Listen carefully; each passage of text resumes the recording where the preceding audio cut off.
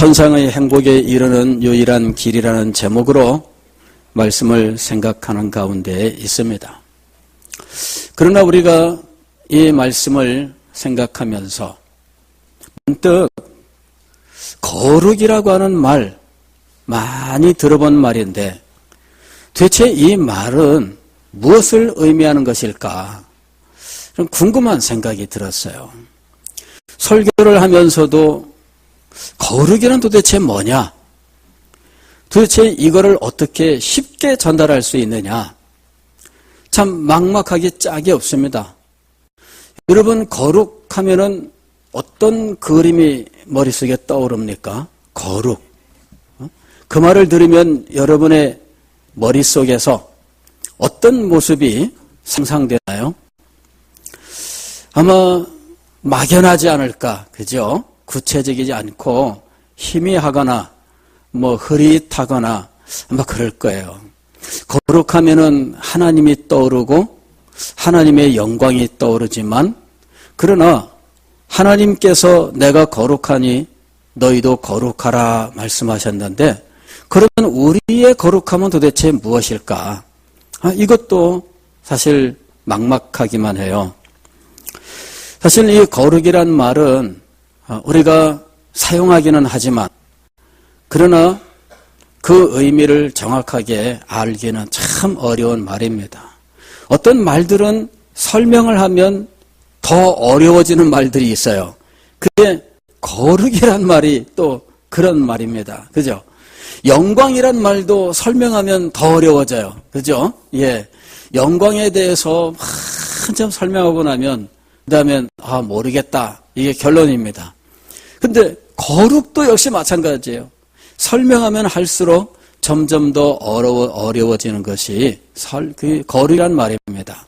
그래서 이런 말들은 설명하는 방법이 직접적으로 그것을 설명하는 것보다는 그 주변에 이 거룩과 관계되어 있는 것들을 설명을 함으로 그 의미를 우리들이 나름대로 각자 정리하도록 하는 방식으로 가르칠 수밖에 없다 하는 거예요. 거룩이란 말은 애초에 하나님에게 사용되는 말입니다. 그리고 하나님께 사용될 때 이 말은 모든 피조물들과 구별되는 하나님의 완전함, 이렇게 설명을 합니다. 그러니까 하나님은 완전하신 분인데 모든 피조물들하고는 구별되는 완전함이에요. 다시 말씀을 드리면 피조물들도 일종의 완전함을 가지고 있습니다. 가령 하나님께서 이 세상을 창조하셨는데 보시기에 좋았더라 하고 말씀하신 상태, 바로 그것이 나름대로 완전한 상태예요. 하나님께서 하늘과 땅을 만드셨는데 보실 때 하나님께서 원하신 대로 다 되었습니다. 그럴 때 우리는 그걸 보시기에 좋았더라 이렇게 말씀하고, 그것을 조금 더 어려운 말로 표현하면은 완전했다 이렇게 표현하는 거예요. 만들기 원했던 그대로 완전하게 만들어졌습니다. 그래서 그것 또한 완전하다고 말할 수가 있는 것이지요. 아담이 무죄한 상태에서, 즉 타락 이전에 거룩한 존재였다라고 말할 때 그것은 하나님과 같은 거룩함이라는 이야기가 아니라 아담 자신에게 하나님께서 의도하신 대로 만들어졌다라는 의미예요.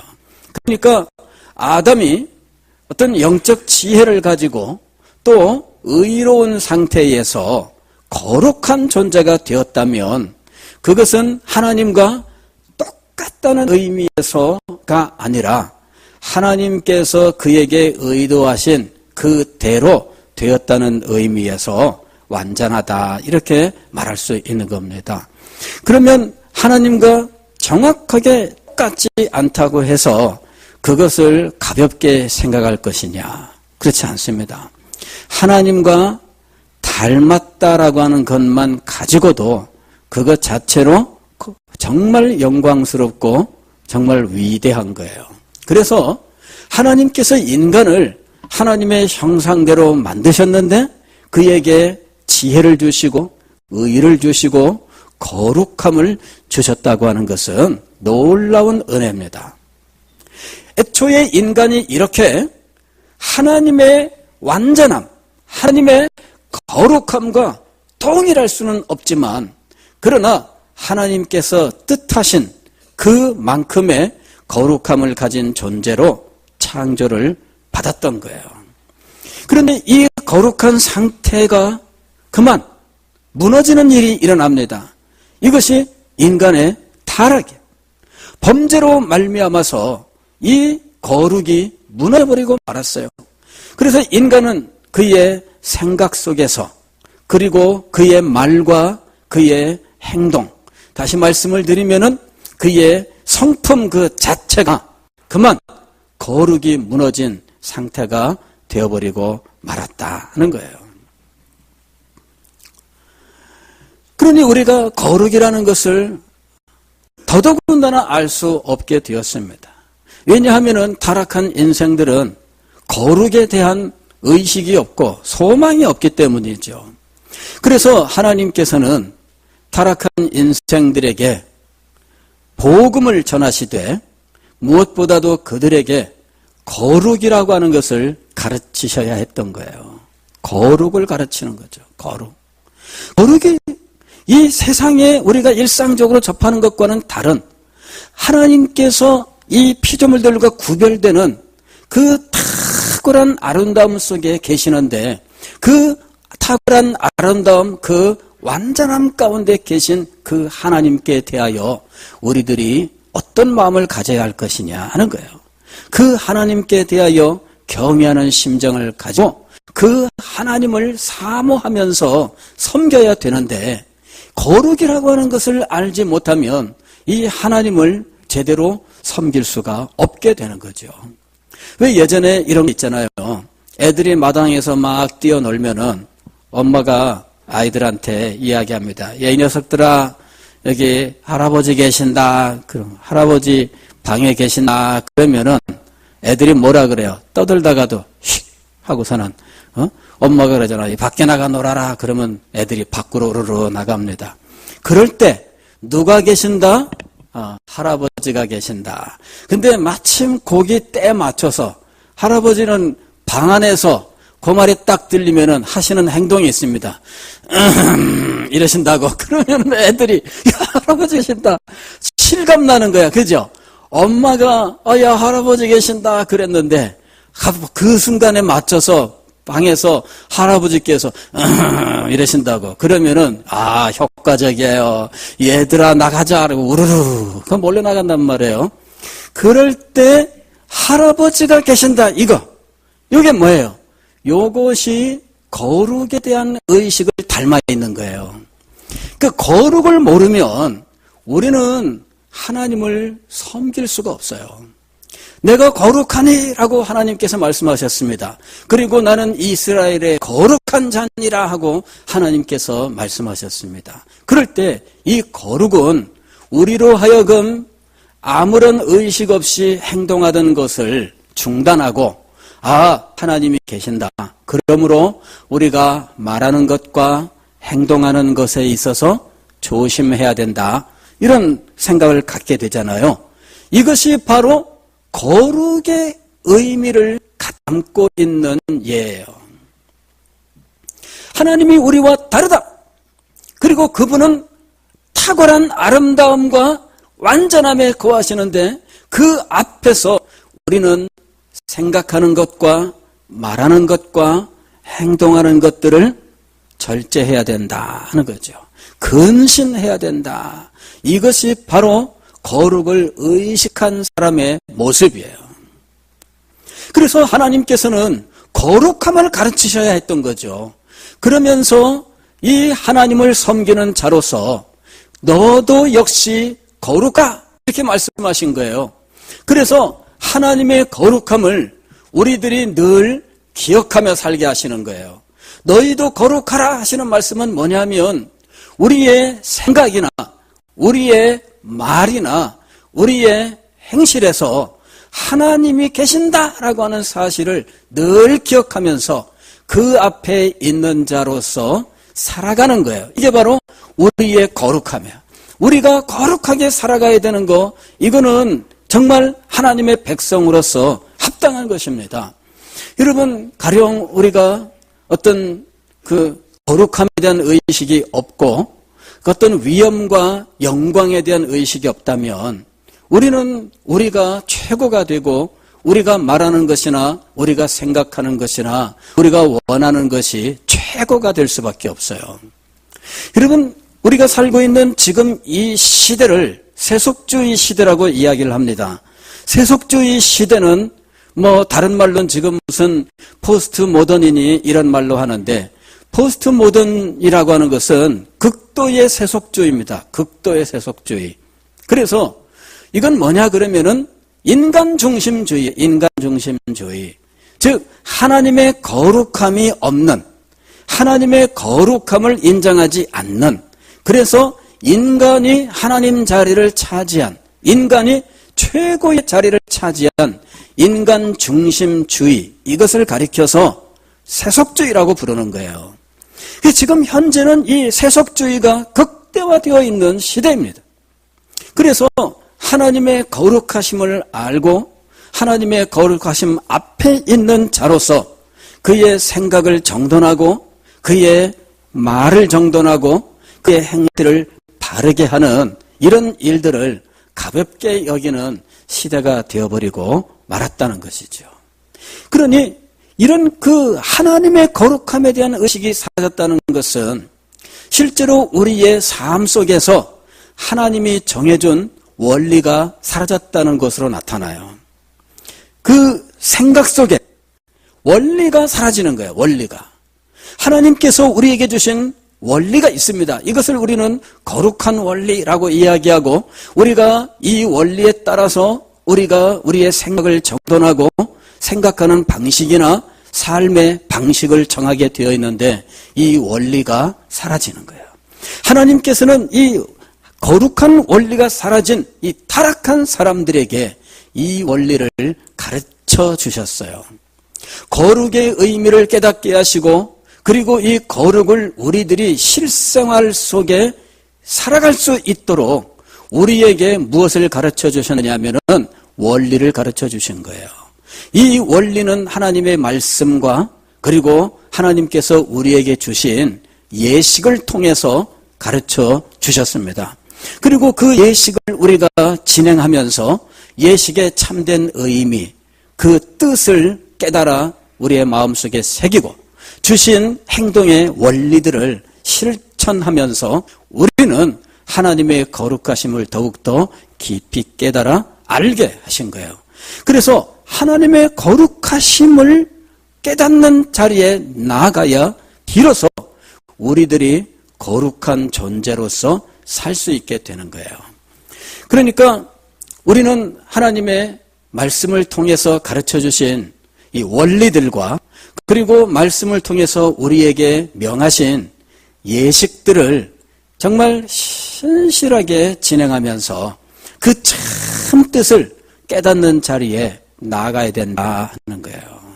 이게 하나님의 거룩하심을 알고 우리들이 거룩한 자리에 나아가게 되는 방법이에요.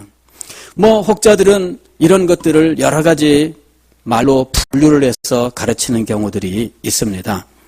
아담이 최초의 무죄한 상태로 지음받았을 때 그에게 있었던 이 거룩을 합법적인 거룩이다, 뭐 이렇게 해서 분류하기도 하고, 그 다음에 우리에게 있는 어떤 그 불법과 악을 떠난 우리의 어떤 도덕적 삶, 이런 것들을 또 거룩이라고 말하기도 하고, 혹은 종교적인 어떤 부정함을 떠난 어떤 종교적인 의무들을 행하는 것을 거룩이라고도 얘기해요. 이럴 때 이거는 외적인 거룩이죠. 외적인 거룩.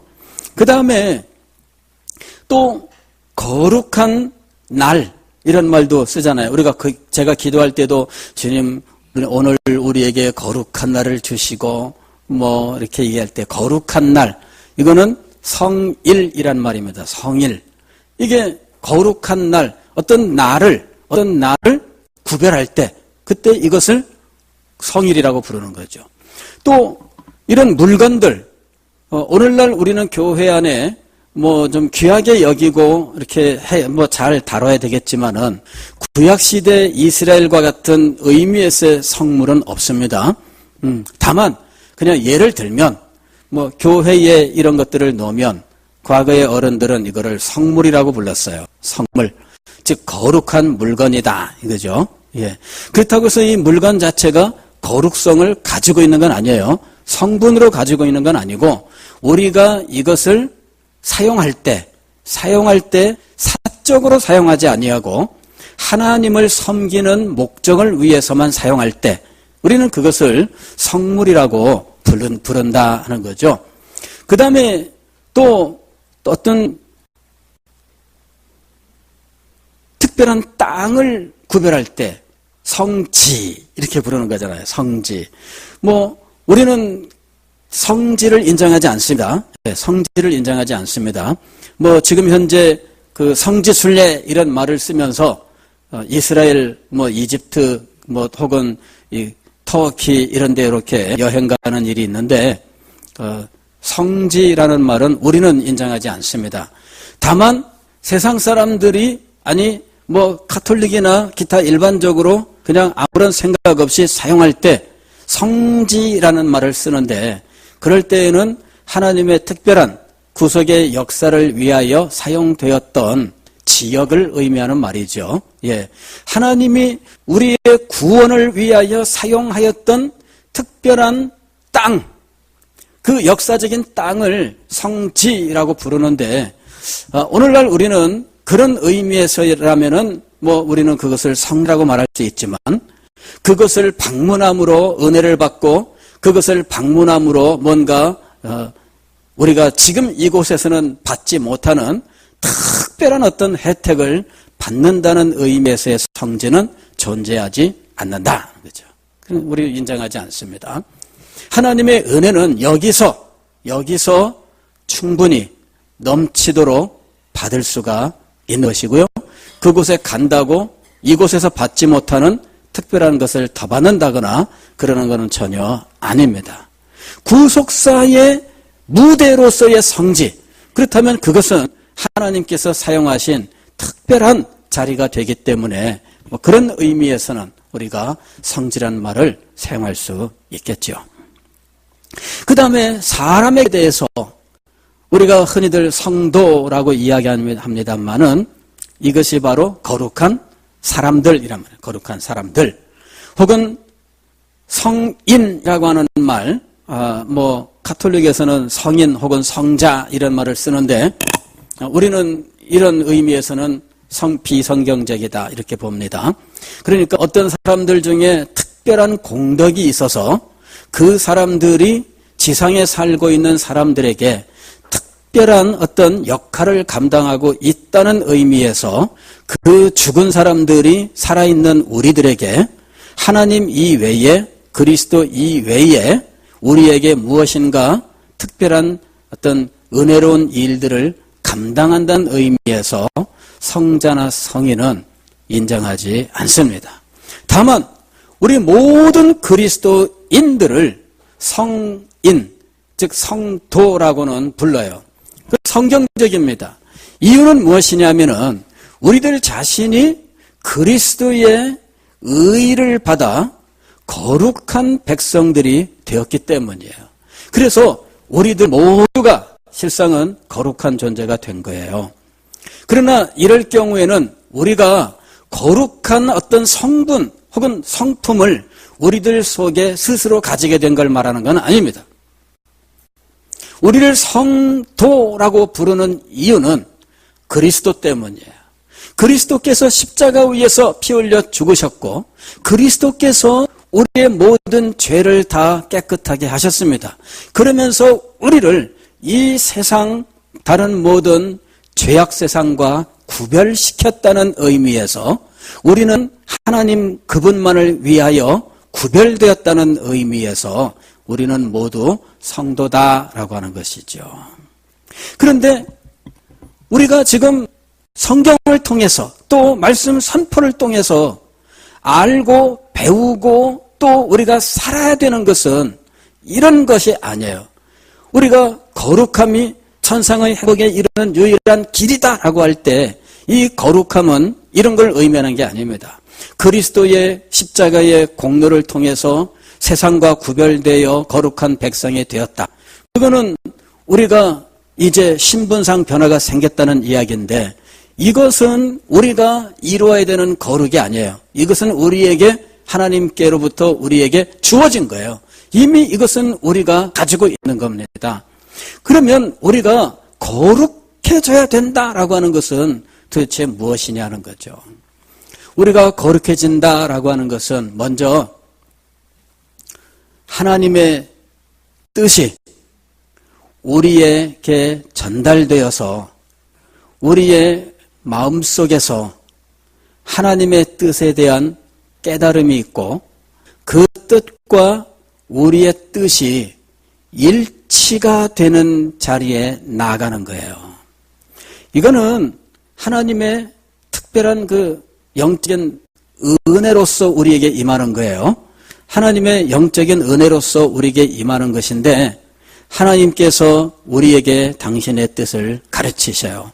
그럴 때 그 뜻을 우리가 깨달을 때 우리가 그 뜻을 나의 뜻과 일치시키는 거예요. 즉, 내 뜻이 변화되어야 됩니다. 하나님의 뜻에 합당하도록. 내 뜻이 하나님의 뜻에 합당하도록 변화되어 일치가 될 때 우리 사상 속에 거룩한 원리가 심겨져요.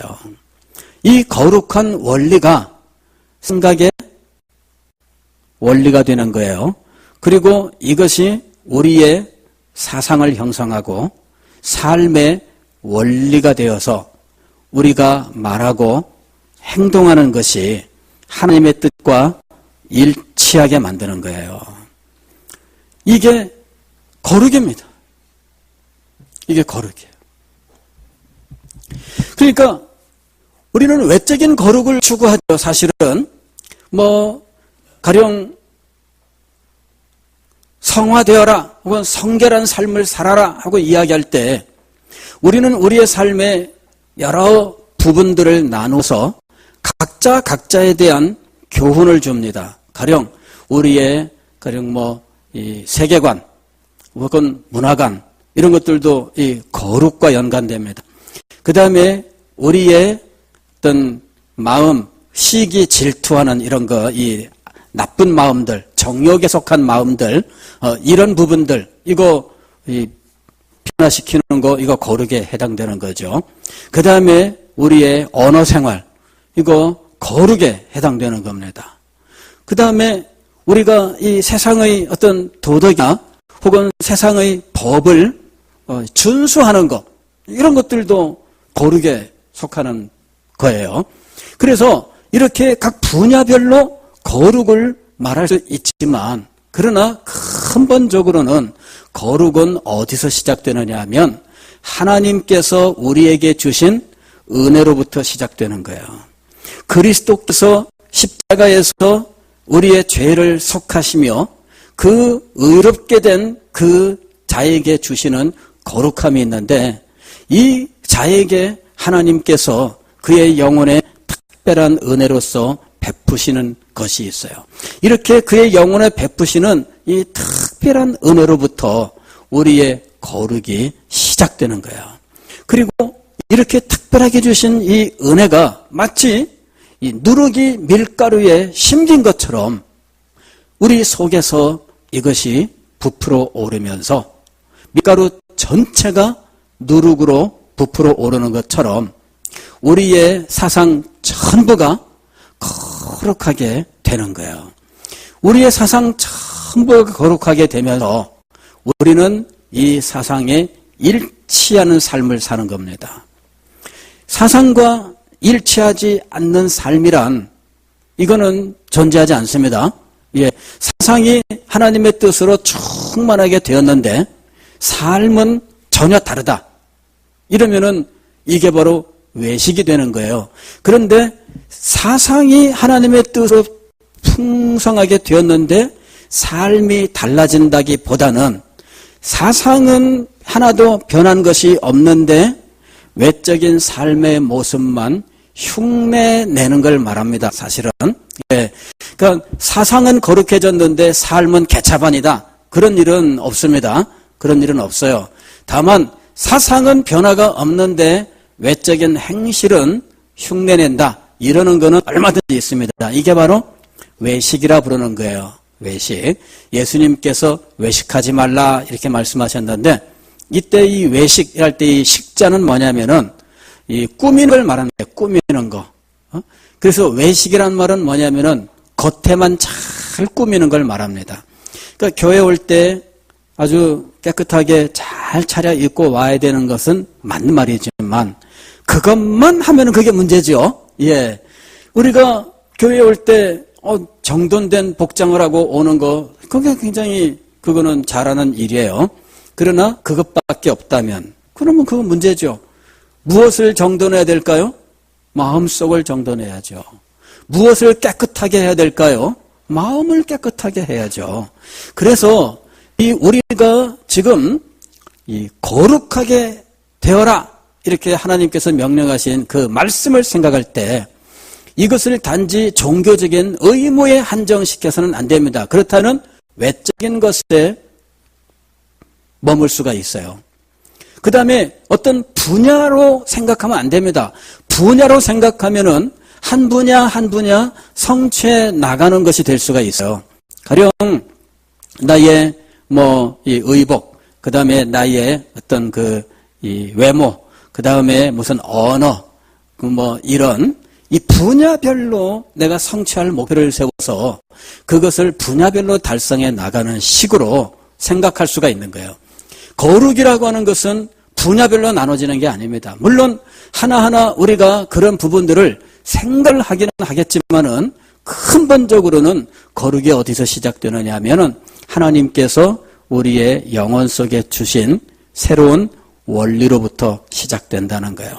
이 원리가 하나님의 말씀을 계속 공급받으면서 더욱더 분명하게 자리를 잡게 됩니다. 이것이 하나님의 뜻이라고 부르는 거예요. 우리가 일반적으로 쉽게 하나님의 뜻이라고 부르는데 이 하나님의 뜻이라고 하는 것은 하나의 원리로서 우리의 마음속에 들어오는 거예요. 이 원리가 우리의 생각의 재료가 돼요. 그리고 이 원리에 의해서 우리의 생각이 잘 정리가 돼요. 그럴 때 우리는 사고방식, 어떤 사물을 보고 어떤 사실을 보고 판단하는 이 판단의 원리들을 소유하게 돼요. 그럴 때 우리는 행동을 하게 되는 겁니다. 그러니까 거룩이라고 하는 것은 우리의 전 존재에 대한 거예요.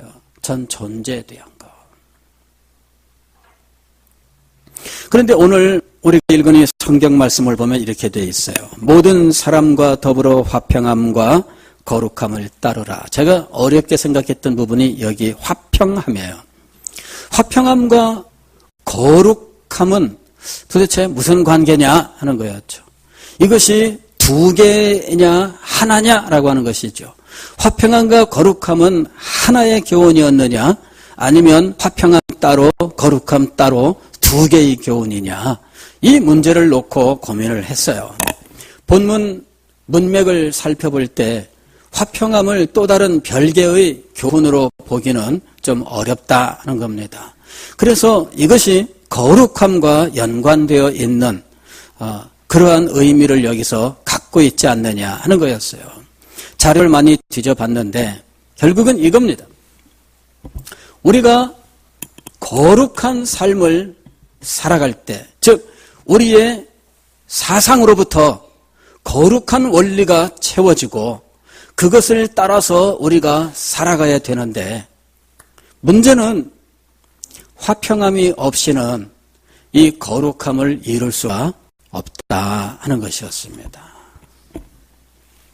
나는 잘났는데 맨날 싸우기만 해. 그러면은 그게 제대로 드러날까요? 안 드러날까요? 드러나지 않죠. 기도생활 열심히 하고요. 교회봉사 열심히 합니다. 근데 다툼이 많아. 그러면은 그게 제대로 된 것일까요? 그리고 그것이 빛을 발할 수 있을까요? 그렇지 않다는 거예요. 지난주일에 디모데 후서 2장 말씀을 생각했는데 그때 하나님께서는 깨끗한 그릇을 사용하신다 이렇게 말씀하셨어요. 거기에 문맥을 살펴보면은 그 깨끗함은 무엇에 대한 것이냐면 말다툼에 대한 것이었어요. 말다툼. 너는 이 사람들에게 말다툼을 하지 말라고 하나님 앞에서 엄히 명하라 이렇게 사도 바울이 말씀하면서 이 말다툼은 유익이 없다. 그 다음에 듣는 자들을 망하게 한다. 무익하고 헛된 말을 이 말들을 버려라. 그러면서 이것은 우리에게서 무엇을 몰아내느냐 하면 경건을 벗어나게 한다는 거예요. 경건을 버리게 만든다는 거예요. 말다툼이 우리에게 가져오는 효과는 뭐냐면요. 우리에게서 경건을 빼앗아가는 거예요. 점점 경건이 사라지느니라. 즉 말다툼을 자주 하는 사람 속에는 경건이 자라볼 수가 없어요. 이것이 점점 사라져요. 그러면서 이 말다툼이라고 하는 것은 어떤 특성을 가지고 있느냐 하면은 마치 악한 종량과 같아서 악한 종량과 같이 퍼지느니라 이렇게 말씀하고 있어요. 그러니까 여러분 암세포가 문제가 뭡니까? 암세포의 문제는 점점 커져가서 정상세포의 활동을 중단시키고 과도하게 자기한테로 모든 힘을 끌어당김으로 우리의 몸의 기능을 죽이는 거예요. 이게 암세포가 하는 일이잖아요. 그런데 교회 안에서 암세포가 뭐냐 이거죠. 교회 안에서 암세포는 말다툼이에요. 말다툼. 그래서 이 말다툼을 하느라고 교회 안에 이 악성 종양이 퍼져나가고 그로 인해서 그 말다툼을 듣는 사람들에게 망함, 그것을 듣는 자들이 망하느니라 그랬는데 이 망한다라고 하는 일이 나타나는 거예요. 어떤 사람들은요 교회에서 이렇게 말다툼하고 막 싸우냐 이러면서 떠나는 사람들이 있고요. 어떤 사람들은 떠나지는 않는데 양쪽을 다니면서 이 말 듣고 저 말 듣고 맞장구 쳐주고 이렇게 양다리를 걸치고 있으면서 즐기다가 그 영혼이 망하는 거예요. 여러분 교회 안에 분쟁이 있을 때 양쪽 찾아다니면서 말을 듣기를 즐겨하는 것이 그 자기의 영혼에 얼마나 악한 결과를 가져오는지를 알아야 돼요. 깨끗한 그릇은 어떤 그릇이었나? 말다툼. 이것이 교회의 분쟁을 가리키는 용어잖아요. 교회의 분쟁은 성도의 거룩함을 빼앗아가는 아주 악한 암덩어리가 된다는 이야기예요. 그래서 오늘 우리는 이 말씀들을 잘 생각해야 돼요. 거룩이라고 하는 것은 분야가 아닙니다. 각 우리의 삶에 적용될 수 있는 이 줄기세포와 같은 거예요. 그래서 우리의 삶의 모든 부분에 적용돼요. 사도 바울이 디모데 후서 2장에서 디모데 목사에게 이 거룩을 말다툼에다가 적용해서 말씀을 했던 거예요. 하나님께서는 말다툼을 즐기는 자를 사용하지 않으신다. 하나님은 금그릇, 은그릇, 이런 재료가 귀하다고 해서 귀하게 쓰시는 분이 아니라 말다툼을 하지 않고 평화롭게 하는 그 사람, 깨끗한 그릇을 사용하시느니라. 이러면서 교역자에게 사도 바울이 디모데 목사에게 이 교훈을 적용하는데 마땅히 사역자는 말다툼을 하지 아니하며 이렇게 주의 종은 마땅히 다투지 아니하고 이렇게 교훈하고 있는 거예요. 왜? 이 다툼이라고 하는 것이 자기 자신의 영혼에도 도움이 안 되고 교회에도 도움이 안 되고 하나님의 뜻을 이루는 데 도움이 안 되는 거예요. 이것이 바로 거룩을 적용하는 거예요. 우리 삶의 모든 곳에 거룩을 적용해야 돼요. 하나님의 거룩하심으로부터 그분이 우리에게 가르치신 거룩의 원리로부터 우리의 삶의 모든 것에 적용을 해야 돼요. 그래서 히브리서 12장 14절에서 화평을 이야기한 겁니다. 화평이 없이는 거룩을 진전시킬 수가 없고 화평이 없으면 이 거룩함을 말할 수도 없다는 이야기죠. 그래서 이 거룩함을 더욱더 발전시켜 나아가는, 그리고 이 거룩함을 더욱더 키워 나아가는 중요한 원리로서 화평을 함께 이야기하고 있다라고 하는 것이죠. 여러분, 우리는 거룩한 자가 되었습니다. 그리고 우리의 사상 속에서 이미 하나님께서 주신 거룩함의 원리의 씨앗을 지금 받은 상태입니다. 이것을 하나님의 말씀과 거룩한 예식을 통해서 점점 키워나가야 되는데, 그럴 때 우리가 분명히 기억해야 될 것은 독불장군으로 행세하면 안 된다는 거예요. 화평함 가운데 이 거룩함을 이뤄갈 수 있어야 된다는 겁니다. 화평한 가운데 거룩함을 이루어가는 것, 바로 이것이 우리들이 진정으로 이루어야 되는 거룩의 모습입니다. 사랑하는 성도 여러분, 우리는 이미 거룩한 자가 되었으나, 그러나 우리의 사상으로부터 우리의 온 성품과 삶에 이르기까지 거룩함을 이루어가야 하는 사명을 받은 자들입니다.